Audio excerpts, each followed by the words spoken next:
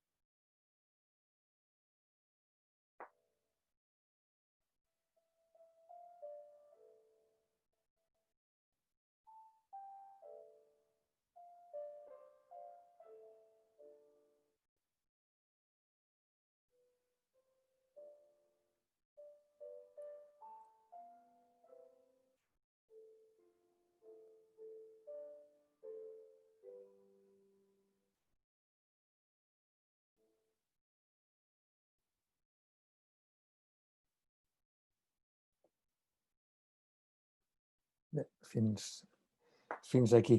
I ara, de fet, això acaba amb aquesta famosa bruixa de la catedral. I ara, allà com torno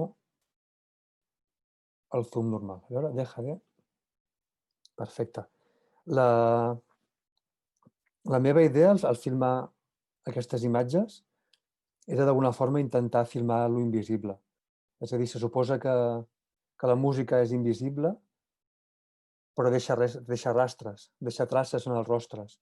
Igual que els sentiments i els pensaments són filmables perquè deixen rastres. Si algú ens enganya, ho podem notar en el seu físic. El que algú pensa, ho podem notar en el seu físic o el que algú sent. Un desig, una por, són coses que podem filmar. Són com aquestes paradoxes, no?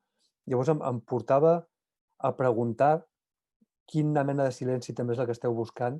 Si és un silenci amb potencialitats, no? Si busquem el silenci com una potencial, com, amb totes les seves potencialitats i com un mitjà per arribar a uns objectius, o si aquest silenci forma part del propi objectiu com un estat metafòric o literal, no?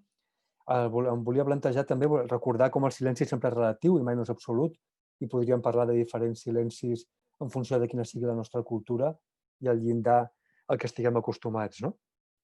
I em preguntava, recordava aquesta figura retòrica de la possiopesi, no? O la reticència, que seria aquesta figura retòrica que es crea quan fem un silenci provocat per crear expectació, com si jo us digués, no? I crees aquesta expectativa, i el silenci és un objectiu, és un mitjà per aconseguir alguna cosa, ja sigui el benestar, sigui la felicitat, sigui unes condicions idònies de treball, o si ens plantegem un silenci com un objectiu en si mateix, no? És la primera pregunta que jo us faria per saber què estem buscant en aquest Institut del Silenci.